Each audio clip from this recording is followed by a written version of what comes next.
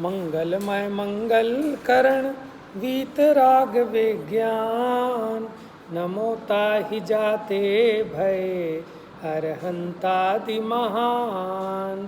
करि मंगल करि हो महा ग्रंथ करण को काज, जाते मिले समाज सब पावे निज पद राज। कल हमने चर्चा की थी ये जीव अपने अज्ञान के कारण दुखी है, ठीक है। और अज्ञान भी हमने दो प्रकार का बताया, एक प्रयोजनभूत तत्वों के संबंध में अज्ञान और एक अप्रयोजनभूत तत्वों के संबंध में अज्ञान। तो जो अप्रयोजनभूत हैं, कल बताया था हमने अप्रयोजनभूत तत्व किसे कहते हैं।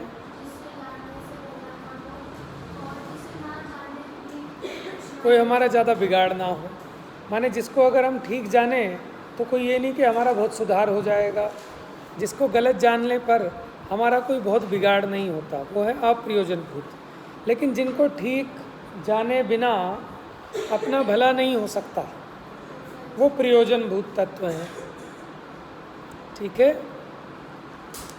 हमने ये समझाया था जैसे जीव अजीव आश्रव बंध संवर निर्जरा मोक्ष हैं, तो जीव तो अनंत है, लेकिन क्या सारे जीवों को जानना जरूरी है। अब अजीव में भी तो पानी पी के आना, पियो पानी पीना, बहुत खांसी है। क्या ले रहे हो, दवाई ले रहे हो, आराम नहीं पड़ रहा। नमक के गरारे कर लिया करो, थोड़े से ऊपर से पानी गर्म करा के, जितने नमक के गरारे करोगे ना उतना ही साफ होगा। ये छाती में बलगम जमा हो जाता है जिससे धसका उठता है। और स्कूल में जाते हो एक लौंग मुंह में रख के ले जाया करो, धसका नहीं उठेगा, ठीक है। अगर मुलेठी हो, मुलेठी है, मुलेठी है यहाँ पर, मुलेठी मिल जाएगी, मुलेठी मिल जाए ना तो उसका एक पीस मुंह में रखो, जो स्कूल में जाओ तब भी रखो, बिल्कुल आराम पड़ जाएगा, धसका भी नहीं उठेगा, ठीक है। क्योंकि ये इन्फेक्शन चल रहा है सबको अभी, वायरल।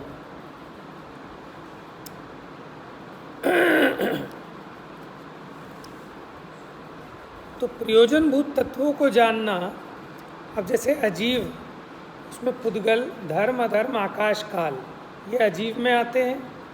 पुद्गल अनंता अनंत है।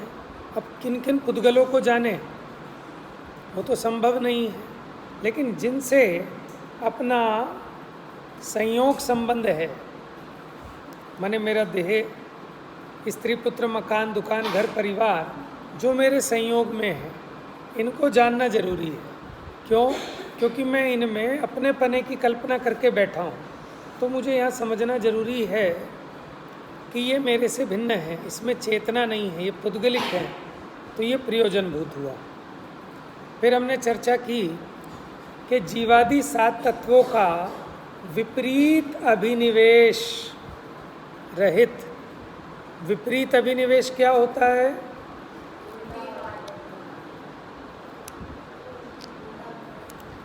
उल्टा अभिप्राय, माने विपरीत मान्यता से रहित 7 तत्वों का श्रद्धान, उसका नाम है सम्यक दर्शन। लेकिन श्रद्धान कब होगा? कि जब पहले उसका आपको भाव भाषण होगा। कल भाव भाषण की भाव भाषणा कराई थी हमने उदाहरणों के माध्यम से। आपको कुछ पकड़ में आया कि भाव भाषणा क्या होती है? आया कुछ समझ में? भाव भाषणा किसे कहते हैं बताओ?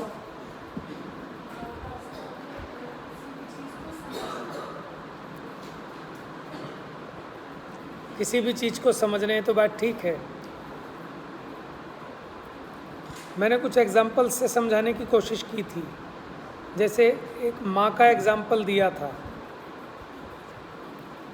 जैसे आप किसी, आपको रोल मिलता है ना, यहाँ माँ का रोल आपने निभाया, कोई नाटिका दिखाई आपने और उसमें आप माँ बनी और आप बच्चे को करती हुई मेरा बेटा है, मेरा लाल, मेरा दुलारा, अब कह तो रहे हैं आप और उसके अर्थ को भी समझ रहे हैं कि मेरा चंदा सा बेटा, चंदा है तू, मेरा तारा है तू, आप कह रहे हैं। लेकिन अभी आपको भाव वासना नहीं है। भाव वासना किसको होगी? कि जो सच में जिसने पुत्र को जन्म दिया और उसको जो पुत्र के प्रति मोह होता है ना, जो राग होता है। और देखता हूँ सुबह सुबह मम्मियाँ अपने बच्चों, छोटे छोटे बच्चों को लेकर स्कूल छोड़ने जाती हैं, मम्मी और पापा, और वो उनको ले लेके प्यार ही करते रहते हैं अपने छोटे से बच्चे को। बार बार उसके सर पे हाथ फेरते रहेंगे, बार बार उसको प्यारी करते रहेंगे, हैं? तो ऐसा क्यों हो रहा है? कोई दिखावा थोड़ी कर रहे हैं, लेकिन उनको उनके प्रति वो जो प्रेम है, वो जो वात्सल्य है, उसकी भाव वासना उन्हें ही है। हैं? अपने को वो भाव वासना नहीं होती ना। हम यह नाटक तो करते हैं, लेकिन स्वांग करते वक्त अपने को उसका अर्थ भी समझ में आ रहा है कि मैं क्या बोल रहा हूँ, लेकिन फिर भी भाव वासना नहीं है। और जिसको भाव वासना होती है ना, अब उसी नाटक को कोई और स्त्री देख रही है कि जिसका पुत्र उससे बहुत दूर जा रहा है, कहीं गुरुकुल में जाके पढ़ रहा है आप लोगों की तरह। अब उस नाटक को देखते हुए उसकी माँ की आंखों से आंसू टप टप हो रहे हैं, जो देख रही है अभी। क्यों हो रहे हैं? क्योंकि उसको भाव वासना हो रही है। और जो है नाटक करने वाला है वो कर तो रहा है, और उसको हंसी आती है तो पीछे मुँह करके हंसता है। माने भले ही वो रोने वाला सीन है, शोक माने आपका वो शोक से भरा हुआ सीन है कि जिसमें वो बच्चा बीमार पड़ गया, अब वो मरने वाला है, या जो कुछ भी इस तरह का चल रहा है। अब यहाँ आप उसकी माँ बनी है, लेकिन आपको नाटक करते हुए हंसी आ रही है, और मरने वाले को भी हंसी आ रही है।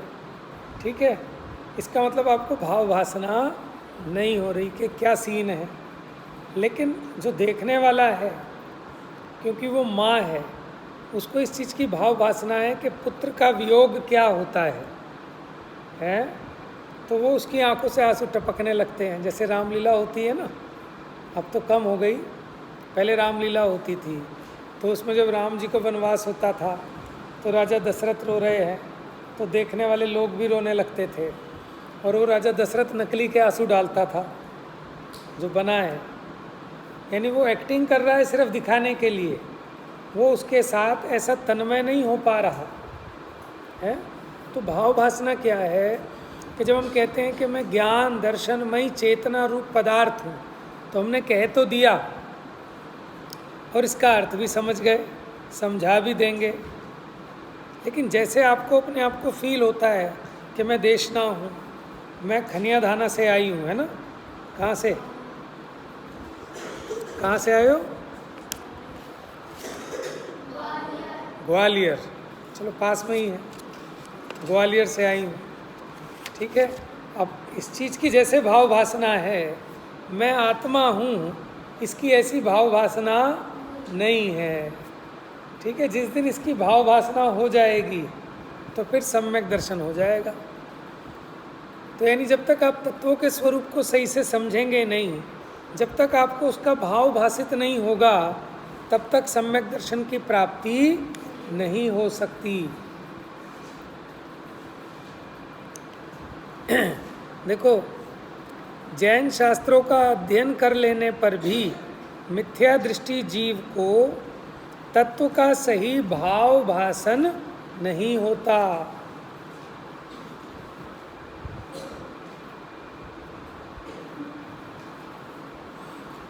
देखो, कल हमने एक बात बताई थी आपको, आपने वीतराग विज्ञान भाग 2 किन किन बच्चों ने पढ़ा है?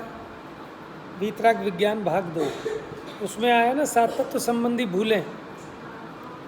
ठीक है, उसमें और इस चैप्टर में क्या अंतर है? तो वो एक तो आपको लिखना है कि दोनों में क्या डिफरेंस है। डिफरेंस ये है कि चौथे अधिकार में, मोक्ष मार्ग प्रकाशक के चौथे अधिकार में, वहाँ जो 7 तत्व संबंधी भूलें बताई, वो अग्रहित मिथ्या दृष्टि को बताई हैं। किसको? अग्रहित मिथ्यात्व की मुख्यता से। और यहाँ पर जो बता रहे हैं वो ग्रहित मिथ्यात्व की मुख्यता से है।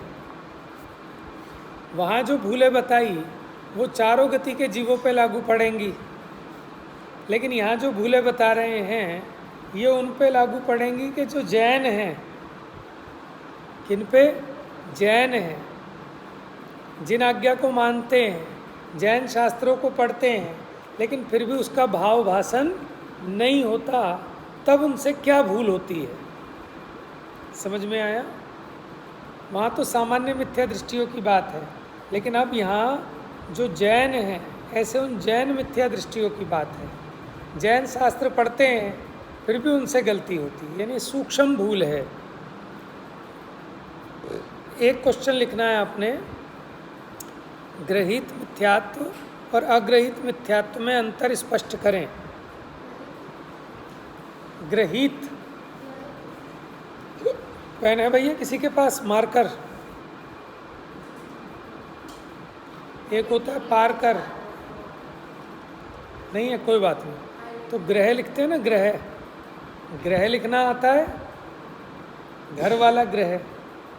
तो ग्रहित, हापे बड़ी ई की मात्रा, गा के नीचे भी। पहले नहीं लिखा आपने, देखा नहीं? ग्रहित और अग्रहित मिथ्यात्व। आप इसमें पॉइंट बनाएंगे, फिर छोटा छोटा सा लिख लो हिंट के लिए। बताओ।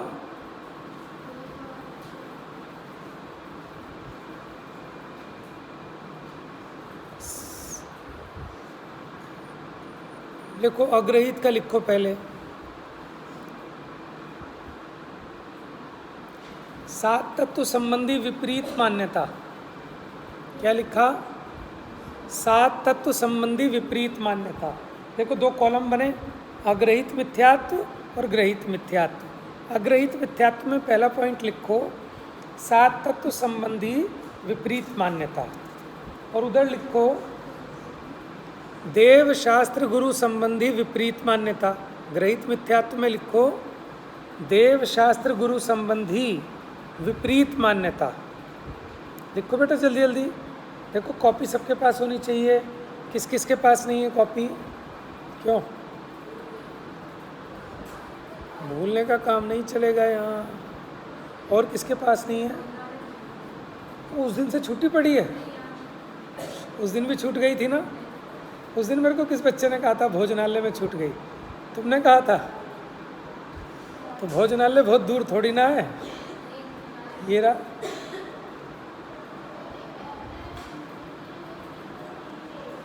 तो दूसरी कॉपी बनाओ ना फिर।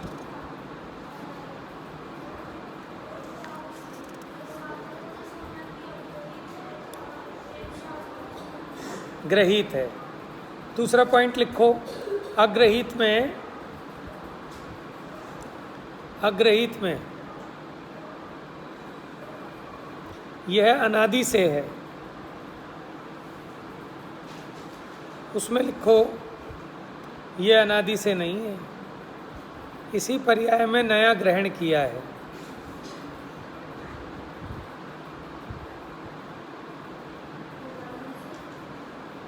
जो अनादि से है वो अग्रहित है, और ग्रहित में लिखो कि इसी पर्याय में नया ग्रहण किया है।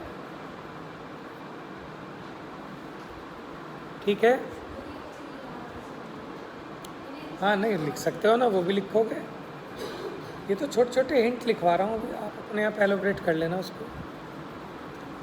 आगे लिखो, अग्रहित मिथ्यात्व में लिखो ये बिना किसी के सिखाए स्वयं से ही होता है। अग्रहित में लिखो ये बिना किसी के सिखाए स्वयं से ही होता है। ग्रहित में लिखो ये किसी को देखकर उपदेश आदि से ग्रहण होता है।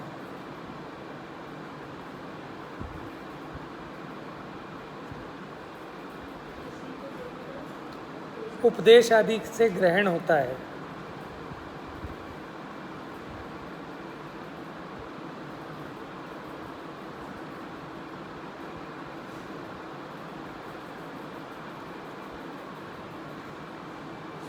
अब लास्ट में एग्जाम्पल लिखवा देते हैं।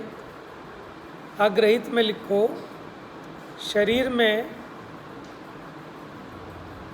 में आत्मबुद्धि, शरीर में आत्मबुद्धि। आप बताओ, आपको किसी ने सिखाया क्या कि दो आंखें, दो कान, एक नाक, एक मुंह, ये आप हो? ये विपरीत मान्यता है ना। ये अनादि से ही है, चारों गति के जीवों को है, चाहे मनुष्य हो, त्रियंश हो, देव हो, नारकी हो, है, अनादि से है। इसके लिए कोई उपदेश नहीं देता, कोई सिखाता नहीं है, ठीक है। और ये 7 तत्व संबंधी गड़बड़ है। हो गए 5 पॉइंट इसमें। अच्छा, वहाँ लिखो कुगुरु कुदेव आदि को पूजना। ग्रहित मिथ्यात्व में लिखो कुगुरु कुदेव आदि को पूजना। अब ये अनादि से नहीं होता, ये घर में देख देख के सीखते हैं अपने मम्मी पापा को, ठीक है। कोई जैसे किसी की शादी होकर अपने ससुराल गई तो वहाँ सासू माँ को देख के सीखती है कि हमारे यहाँ ये काम होते हैं, कि ये पूजना है, कि कोई बाना निकालना है, कि दही पितरों का निकालना है। ये सब जो सीखते हैं ना नया नया देखकर, ये देखा देखी सीखते हैं, अथवा कोई समझाता है तो सीखते हैं। तो जो किसी के उपदेश से किसी को देखकर नया ग्रहण किया जाए वो होता है ग्रहीत मिथ्यात्व। बात समझ में आ रही है आपको?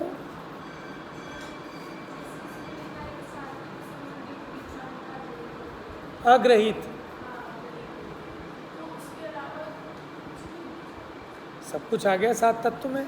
मुझे एक बात बताओ, एक छोटा सा बच्चा भी, एक उसके हाथ में चीज़ आती है तो वो कहते हैं मेरी है, मेरे पापा की है, हट जाओ यहाँ से। उसके स्कूटर पे बैठ गया मैं, एक बच्चे के पापा के स्कूटर पे, अंकल ये स्कूटर हमारा है, अंकल हमारा है। मैंने कहा नहीं हमारा है, कि नहीं अंकल हमारा है, आप हट जाओ इस पे से। अब उसको किसने सिखाया कि ये स्कूटर हमारा है, ये खिलौना हमारा है?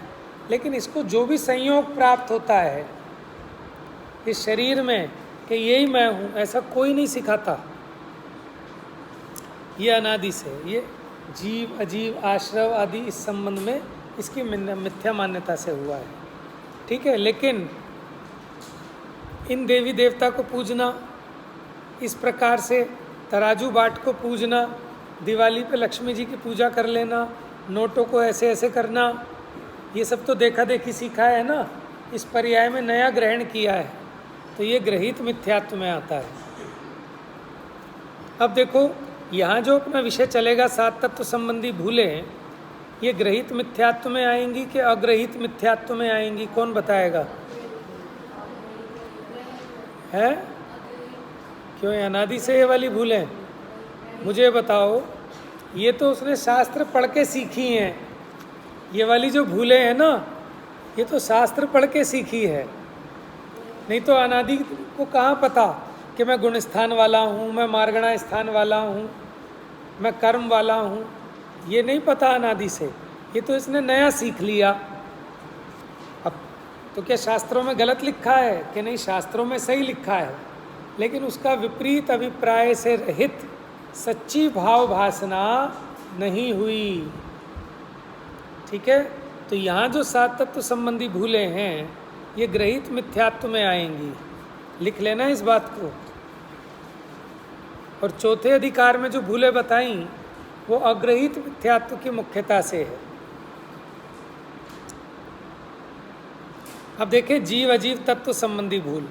देखो जीव अजीव के बारे में क्या गड़बड़ करता है कि जीव और अजीव भिन्न भिन्न हैं, लेकिन उनको भिन्न भिन्न कहता तो है, लेकिन भिन्न भिन्न अनुभव नहीं करता, भाव भासना नहीं होती।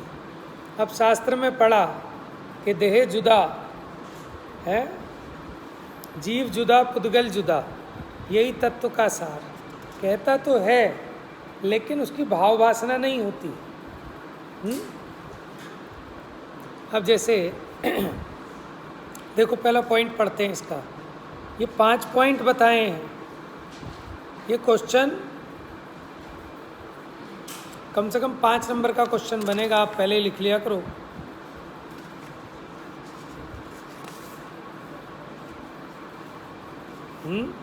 मेरा काम है समझाने का, याद रखने का काम आप लोगों का है।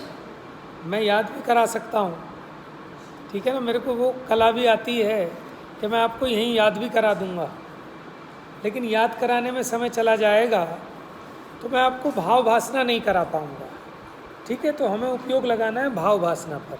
देखो पहला पॉइंट, जैन शास्त्रों में वर्णित जीव के त्रस स्थावर आदि तथा गुणस्थान मार्गणा स्थान आदि भेदों। शास्त्रों में जीव के भेद गिनाए ना, कि जीव कैसा है, गुण स्थान वाला, मार्गणा स्थान वाला, त्रस स्थावर। बोलो बेटा, और बोलो, किसी और का कोई क्वेश्चन है? हाँ भैया बताओगे मार्गणा स्थान क्या है? ठीक है, जिनमें जीव खोजे जाएं उन स्थान को कहते हैं मार्गणा स्थान। अब कहाँ खोजे जाएं समझना, एक मिनट ध्यान लगा के बोलो। इन्होंने पूछा मार्गणा स्थान किसे कहते हैं?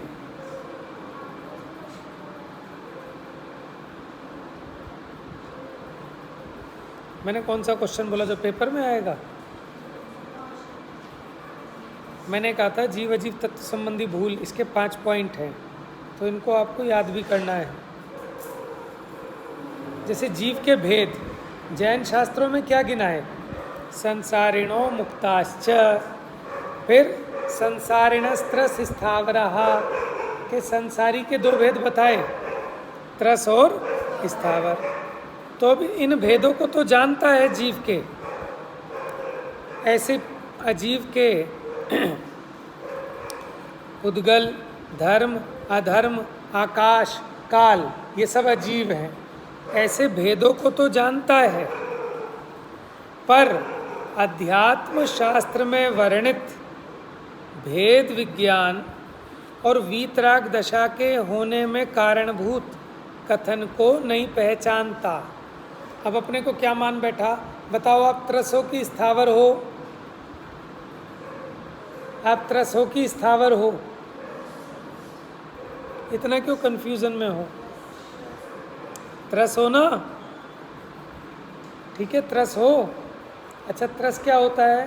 कि जो 2 से 5 इंद्रिय के बीच के जीव हैं वो क्या होते हैं? त्रस। अब ये बताओ, जो इंद्रियां हैं ये जीव हो सकती हैं क्या? तो फिर आप क्यों कह रहे हो कि मैं पंचेंद्रिय जीव हूँ? ये पंचेंद्रिय पुद्गल की हैं। बात समझ में आ रही है? तो ये भेद विज्ञान नहीं करता, अपने को इंद्रिय वाला मान बैठता है। मार्गणा पूछा था ना, मार्गणा स्थान किसे कहते हैं? तो उसका उत्तर बताया था कि जिनमें जीवों को खोजा जाए वो मार्गणा स्थान है। तो किन में खोजा जाए? कि कोई ना कोई गति में पाया जाएगा जीव, तो गति एक मार्गणा स्थान है। कोई ना कोई इंद्रिय में पाया जाएगा संसारी जीव, तो वो एक मार्गणा स्थान है। कोई ना कोई काय होगी षटकाय में से, कोई ना कोई योग होगा, कोई वेद होगा, कोई कषाय होगी, कोई ज्ञान होगा, कोई संयम होगा, कोई दर्शन, लेस्या। इन एंगल से जीवों को खोजना, ठीक है, वो स्थान कहलाते हैं मार्गणा स्थान। लेकिन ये विषय समय सार में आया, ये बच्चे बताएंगे, इन्होंने पढ़े थे बच्चे। कितने भावों से भिन्न बताया था, तो वहाँ बताया कि मैं गुण स्थान, मार्गणा स्थान, ऐसे 29 भावों रूप नहीं होता। अध्यात्म शास्त्र आपको पता है किसे कहते हैं? हाँ बेटा बताओ, पूछो। पाए जाते, आप तो अन्वेषण करोगे ना। आपको अगर जीव ढूंढना है तो जीव कहाँ मिलेगा आपको? किसी न किसी गति में, किसी न किसी इंद्रिय वाला, इनसे ही तो पहचानोगे आप। तो हमने मोटी बात कही थी। लेकिन अध्यात्म शास्त्रों में भेद विज्ञान की मुख्यता से वहाँ तो ये बताएंगे कि जीव ये इंद्रियों से भी भिन्न है, ये त्रस नहीं है, ये स्थावर नहीं है, ये मार्गणा स्थान वाला नहीं है, ये गुण स्थान वाला नहीं है। तो अध्यात्म शास्त्र में भेद विज्ञान की मुख्यता से जो कथन किया है उसको नहीं पहचानता। पहचानने का मतलब जानने में और पहचानने में कोई अंतर है कि नहीं? जानना और पहचानना एक ही बात है कि अलग अलग? चलो उदाहरण से बताता हूँ। एक बार ट्रेन में, ठीक है, मैंने जा रहे थे, बहुत सारे लोग जाते हैं, तो एक सीट के ऊपर झगड़ा हो गया। एक फैमिली बैठी कि साहब हटो, ये सीट हमारी है। दूसरी फैमिली वाले कहने लगे हम पहले बैठे थे, हम नहीं हटेंगे। आपस में खूब झगड़ा होता रहा। ठीक है, कि तुम मुझे जानते नहीं हो, मैं चौधरी लाला राम सिंह हूँ। क्या हम तुझे जानते हैं, देख लेंगे देख लेंगे। ठीक है, खूब झगड़े हो रहे हैं। फिर चलो बैठ उठ गए। फिर बातचीत चली कि आप कहाँ से आए हो, कहाँ जा रहे हो। कि साहब हम अपनी लड़की का रिश्ता लेके जा रहे हैं, फला जगह जा रहे हैं, वहाँ लड़के वाले आएंगे, उन्हें दिखाने जा रहे हैं। अभी लड़के वाले कहते हैं कि हमने भी अपने लड़के का रिश्ता करने के लिए लड़की दिखाने जा रहे हैं, लड़की देखने जा रहे हैं। ठीक है, फिर के बात आई कि कौन है, अभी क्या नाम बताया था मैंने, चौधरी लाला राम, कि चौधरी लाला राम जी की। अरे कहीं आप वही चौधरी लाला राम तो नहीं हो, अरे कहीं आप वही सीताराम तो नहीं हो। अरे अरे अरे अरे बैठो साहब, बैठो, आप बैठो, आप बैठो। अब क्या हो रहा था, अभी तक झगड़ा हो रहा था कि हम बैठेंगे, मेरी सीट है, मेरी सीट है, मेरी सीट है। अब कहते नहीं नहीं, आप अब पहले आप होने लगा। तो आमने सामने जान तो रहे थे लेकिन पहचान नहीं रहे थे। अंतर समझ में आया जानने और पहचानने में।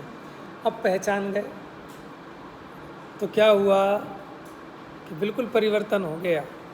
तो शास्त्र से पढ़ के जान तो लिया कि आत्मा शरीर रूप नहीं होता, लेकिन अभी पहचाना नहीं। पहचानना मतलब भाव भासना। लिख लो, जानने और पहचानने में अंतर है। आप मोदी को जानते हो, अब कोई फ़ोन करके कहे पुलिस वाले ने पकड़ लिया, परेशान कर रहा है, मैं मोदी को जानता हूँ, ठीक है, तो कहेगा तू क्या दुनिया जानती है मोदी को? तो उस जानने से काम नहीं होता। फिर कहते नहीं नहीं, मेरी उससे जान पहचान है। जानना अलग बात है, और जब हम कहते हैं कि हमारी उससे जान पहचान है, तो पहचान में भाव भासना भी शामिल है। अब शास्त्र से आप 7 तत्वों को जानते तो हैं, लेकिन पहचानते भी हैं कि नहीं? पहचानने की कीमत अधिक है। देखो, जब आप यहाँ आए तो आपको पता चला होगा कि एक मनोज भैया हैं, वो भी पढ़ाते हैं। ये तो जाना था ना आपने, लेकिन आपने पहचाना नहीं होगा। लेकिन जब आप पढ़े, 1-2 क्लासों में आपसे बातचीत हो गई, अब आपको पहचान भी हो गई कि मनोज भैया माने क्या, वो कैसा पढ़ाते हैं, क्या पढ़ाते हैं, कितना बोर कर देते हैं, ये पहचान हो गई, है ना। पहले सुना सुना था तो उसको कहते हैं कि जाना था, लेकिन अब पहचान लिया। अंतर समझ में आ रहा है जान पहचान में? ठीक है।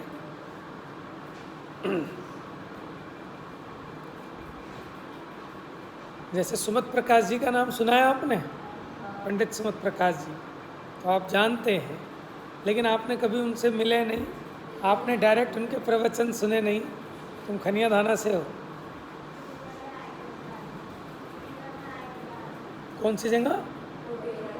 फुटेरा से हो? अमित फुटेरा जी के यहाँ से?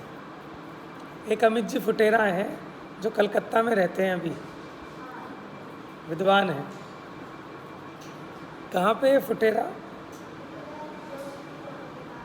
जबलपुर के पास है। आप भी फुटेरा के हो क्या? अच्छा, वो भी शास्त्री हैं क्या? चलो, बहुत अच्छी अच्छी जगह है जहाँ से आप आए हो। माने शहरों में तो बुरी हालत है, ये तो आप अपने अंदर अंदर रहते हो, बढ़िया है, लेकिन शहरों में तो बहुत बुरी हालत है। किसी को कोई धर्म का ठिकाना नहीं है, होश नहीं है, फुर्सत नहीं है। लेकिन आप लोगों के गांवों में मुझे ऐसा लगता है कि आज भी थोड़ा शांति सुकून होगा, पड़ोसी पड़ोसी की खबर होगी। यहाँ तो पड़ोसी मर जाए 4 दिन बाद पता लगता है कि कोई मर गया है पड़ोस में। किसी को किसी से कोई मतलब नहीं। ऊपर फ्लैट में रहते, नीचे वालों के डकैती पड़ जाती है, ऊपर वालों को कुछ पता ही नहीं है। समझ में आया? और सबसे बड़ी बात कि आप लोग जहाँ से आए हैं, विशेष रूप से मध्य प्रदेश, कि वहाँ अभी बहुत धर्म और संस्कार है। घर घर में पानी छन के यूज़ होता है, रात्रि भोजन नहीं होता। सबको पता है कि 16 का भोजन क्या होता है। मसाले और आटे घरों में पिसते हैं, है ना। शहरों में तो हालत ख़राब हो गई, क्योंकि मैडम भी जाएंगी ऑफिस और हस्बैंड भी ऑफिस भागेगा, और छोटी सी फैमिली होती है, एक बच्चा है, उसको वो क्रैच में डाल देते हैं। तो खाना भी कैसा बनता है उनका, रेडीमेड, तो बने बनाए डिब्बे आते हैं, बस उसको गर्म किया और सब्ज़ी तैयार, रोटी के नाम पे ब्रेड आ जाती है, ठीक है, या होटल से खाना आ गया। तो बुरी हालत है। तो सब चीज़ें तो नहीं मिलती ना, कि आप देखो, जैसे आपको अगर लौकिक विद्या का आकर्षण अधिक है तो आप आध्यात्मिक विद्या कैसे प्राप्त कर पाओगे? कुछ पाने के लिए कुछ तो सेक्रीफाइस करना पड़ता है। अब ये हमें चूज़ करना होता है कि मेरे लिए क्या इम्पोर्टेंट है। समझ में आया? और जो जिस चीज़ को इम्पोर्टेंस देता है उस चीज़ में उसका आउटपुट भी आता है। फिर माने जितना इनपुट दोगे उतना आउटपुट आएगा, है ना। जितना आप उसमें गुड़ डालेंगे उतनी मिठास आएगी, है ना। तो हमें सब जगह पैर नहीं पसारने चाहिए, हमको फोकस रहना चाहिए, हमको डिसाइड करना चाहिए कि हमारी प्रायोरिटी क्या है ना। मान लो पढ़ लिख कर, ठीक है, एक तो हम पढ़ लिख के बन गए बहुत बड़े कलेक्टर, डॉक्टर, तो क्या होगा कि हमें धर्म पढ़ने की, सुनने की फुर्सत नहीं मिल पाएगी उतना। लेकिन हम उतने बड़े कलेक्टर नहीं बन पाए, कोई छोटे मोटे आदमी बन के रह गए, ठीक है। थोड़ा सा नाम और शोहरत कम होगी, लेकिन झंझट भी कम होंगे, समय भी ज़्यादा होगा, ठीक है। तो हर एक व्यक्ति की अपनी अपने तरह से सोच है। ये आपको सोचना है कि सुख कहाँ ज़्यादा है। जैसे कोई लेडी पढ़ लिख के बहुत बड़ी एक कंपनी में जॉब करती है, लेकिन ना वो अपने बच्चे को टाइम दे पाती है, ना मंदिर आ पाती है, ना पूजा पाठ कर पाती है, ना घर में शुद्ध भोजन बना पाती है, ठीक है। और एक ऐसी है कि ज़्यादा पढ़ी लिखी नहीं, लेकिन अपने घर में रहकर पूजा पाठ, स्वाध्याय, धर्म, ध्यान खूब करती है, अपने बच्चों को भी समय देती है। बताओ कौन ज़्यादा समझदार है? जो काम कर रही है। देखो, काम, दूसरे का काम करना ज़रूरी है कि पहले अपना काम करना ज़रूरी है? समझ में आया? अपना काम तो कराओ नौकरों से, और हम दूसरों के यहाँ नौकरी, माने हम ऐसी नौकरी कर लें कि हम दूसरे के बच्चों को पढ़ाने जाएं, और फिर वहाँ से जो पैसे मिलें उन पैसों से अपने बच्चों को दूसरों के यहाँ पढ़ने भेजें। तो मूर्खता है ना। इससे बढ़िया अपने बच्चों को खुद पढ़ा लें, और उसमें आनंद ही अलग है कि नहीं। तो अब क्या होता है कि पैसा तो ज़्यादा कमा रहे हैं, लेकिन अपने परिवार के लिए, अपने घर के लिए, अपने साधर्मियों के लिए, अरे खुद अपने लिए, अपने आत्मा के लिए समय ही नहीं है। तो क्या फ़ायदा है ऐसी चीज़ों का? तो शिक्षा कैसी होनी चाहिए? उपयोगी, जो हमारे काम आए, ठीक है। अब हमने जो विद्या सीखी वो विद्या दूसरों के काम आएगी, मेरे को सुखी करने के काम नहीं आएगी। तो उस विद्या की कीमत अधिक है कि जो विद्या, माने आपको रोटी बनानी नहीं आती, अब जैसे कोरोना का टाइम आया, ठीक है, चाहे कितने बड़े करोड़पति आदमी हो, नौकर भाग गए गांव, अब इन्हें रोटी बनानी नहीं आती, भूखे मरे बेचारे, दुकानें भी नहीं खुल रही थी, ब्रेड भी खा लेंगे, कितने दिन खा लेंगे। तो उसमें जिन्हें नहीं बनानी आती थी उन्होंने भी सीख ली, जिन्होंने कभी अपने घर के बर्तन नहीं मांजे थे बेचारों ने रोके धोके सीख ही लिए। अरे सबसे पहली होती है कि आपको उपयोगी शिक्षा आनी चाहिए। आपको अपने कपड़े धोने नहीं आते, आपको अपने लायक खाना बनाना नहीं आता, आपको अपने बाल भाने नहीं आते, आपको नहाना नहीं आता, तो आप हैंडीकैप हो, बेकार हो। भले ही आपको दुनिया की बड़ी बड़ी चीज़ें आती हैं, लेकिन उन चीज़ों का क्या लाभ है ना। तो इसी प्रकार आप यहाँ सोचना कि अगर आप ये सोचोगे, देखो आपको अपने आप सेटलमेंट, समय अधिक हो गया बच्चों, 6:45 बजे आपकी गाड़ी है। तो आज एक पहला पॉइंट हुआ कि जैन शास्त्रों में त्रस, स्थावर आदि जो जीव के भेद बताए उनको तो जानता है, लेकिन अध्यात्म शास्त्रों में भेद विज्ञान के कारणभूत जो जीव का स्वरूप बताया उसको नहीं पहचानता। जानता तो है लेकिन पहचानता, तो जानना और पहचानने में क्या अंतर है? ठीक है। एक दूसरा प्रश्न, ग्रहित मिथ्यात्व और अग्रहित मिथ्यात्व में क्या अंतर है? ठीक है। चौथे अधिकार में जो 7 तत्वों की भूलें बताई और 7वें अधिकार में 7 तत्वों की भूलें बताई, उसमें क्या अंतर है? ये 3 प्रश्नों के उत्तर लिख के लाएंगे। कल एक नया प्रश्न आप मेरे को याद दिलाना, आगम और अध्यात्म में क्या अंतर होता है? यहाँ पे आया ना दोनों शब्द, ठीक है। जैन शास्त्र कहकर आगम कहना है और फिर नीचे अध्यात्म शास्त्र। तो आगम और अध्यात्म में क्या अंतर है, ये कल देखेंगे। और ये पहली भूल आपको याद होनी चाहिए, जीव अजीव तत्व के संबंध में पहली भूल क्या करता है वो याद करके आएंगे, ठीक है। अभी जीव अजीव तत्व की भूल चलेगी कल भी। जा वाणी के ज्ञान से सूझे लो कालो।